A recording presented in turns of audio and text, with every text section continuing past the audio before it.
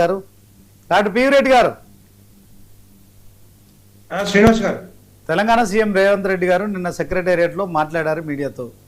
దాంట్లో 13,000 కోట్ల రూపాయల మెట్రో ఫేజ్ 2కి సంబంధించి వస్తున్న ఏదైతే ఆ లోన్ కావచ్చు, ఆ నిధులు కావచ్చు అడ్డుకున్నారు కిషన్ రెడ్డి గారు. ఎందుకంటే అది కనుక శాంక్షన్ చేస్తే కేంద్రంలో ఉన్న బీజేపీ కాంగ్రెస్కు ప్లస్ పాయింట్ అవుతుంది, మనకు మైనస్ అవుతుంది. రాష్ట్రంలో కాంగ్రెస్ పార్టీ బతకాల బీజేపీ బతకాల వద్దా అని కాంగ్రెస్ సీఎం రేవంత్ రెడ్డి అంటే తెలంగాణకు సంబంధించిన అంశంలో మాట్లాడిన దాన్ని బట్టి ఏం చెప్తారు? వెంకట్ గారు కూడా అంటున్నారు మెట్రో ఫేజ్ 1కు నరేంద్ర మోడీ గారు వచ్చారు, అదే క్రమంలో 50% షేర్ అన్న తీసుకోండి, అదే క్రమంలో లేకుంటే మేము ఓన్గా చేసుకుంటే మాకు అనుమతులన్నీ ఇవ్వండి. అనుమతులు ఇవ్వకుండా 50% షేర్కు రాకుండా హైదరాబాద్ అభివృద్ధిని అడ్డుకుంటున్నారు. ఫేజ్ 2 ఇంకొక 100-110 కిలోమీటర్లు ఏదైతే ఉందో దాన్ని మీరు అడ్డుకుంటున్నారు అని చెప్పి ఆరోపణ చేశారు కదా, ఏం చెప్తారు మీరు? ఇప్పుడు ఫేజ్ 2 ప్రారంభోత్సవానికి కూడా ప్రధానమంత్రి నరేంద్ర మోడీ గారు డెఫినెట్ గా వస్తారు.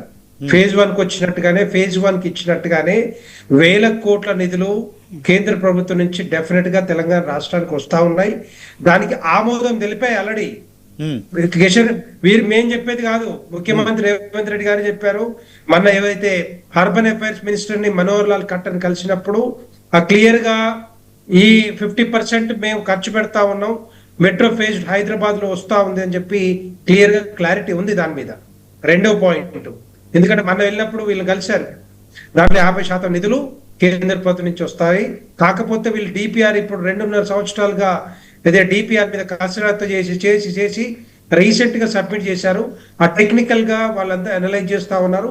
దాంట్లో ఏమన్నా ఉంటే డెఫినెట్ గా అది రాష్ట్ర ప్రభుత్వానికి అని ఇక్కడ ముఖ్యమంత్రి రేవంత్ రెడ్డి గారిని చెప్పే అవకాశాలు ఉంటాయి. రెండవ పాయింట్, మెట్రో ఫేజ్ 2 రావాలి అంటే వీళ్ళేదైతే తెలంగాణ ప్రభుత్వం కాంగ్రెస్ పార్టీ ఇప్పుడు ఏదైతే కాంగ్రెస్ ప్రభుత్వం తీసుకొచ్చిందో, ఏదైతే మెట్రో ఫేజ్ 1 ని టేక్ ఓవర్ చేయడానికి ఎల్ఎన్టీ దగ్గర 16,000 కోట్లు 13,600 కోట్ల రూపాయలు ఏవైతే లోను రూపంలో ఎవరిచ్చారండి? ఇదంతా కూడా ఎవరిచ్చారు అడగండి.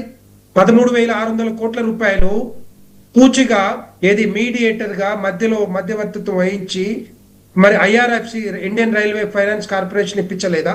అది లేకపోతే మీకు డబ్బులు ఎట్లా వస్తాయి అంటున్నా.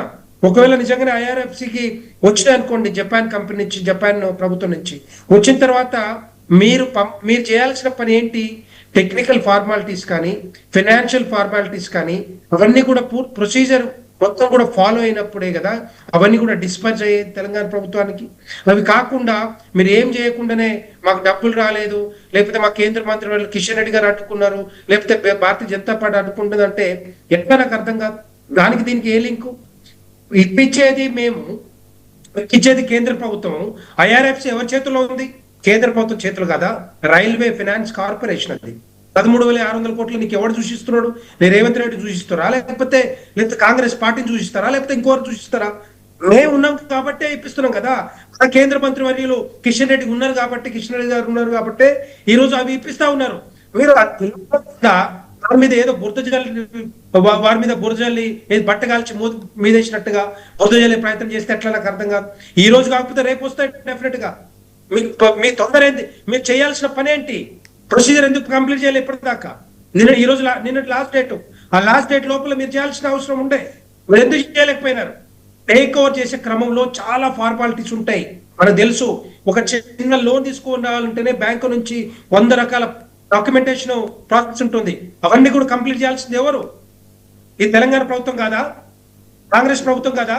అది చేయకుండానే నాకు లోన్ ఇవ్వట్లేదు, కిషన్ రెడ్డి గారు అడ్డుపడతా ఉన్నారు. ఎక్కడ అడ్డుపడతా ఉన్నారు?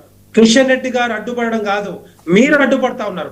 మీరు చేయాల్సింది చేయలేకపోతా ఉన్నారు. నేను ఒకటే మాట చెప్తా ఉన్నాను, ఇది ఒక్కటే కాదు, RRR కూడా భూసేకరణ కూడా మేమే పైసలు ఇస్తా అని చెప్పినాం కేంద్ర ప్రభుత్వానికి. ఎందుకు చేయలేకపోతున్నారు? మీరు మీ చేతుల్లో ఉంది కదా.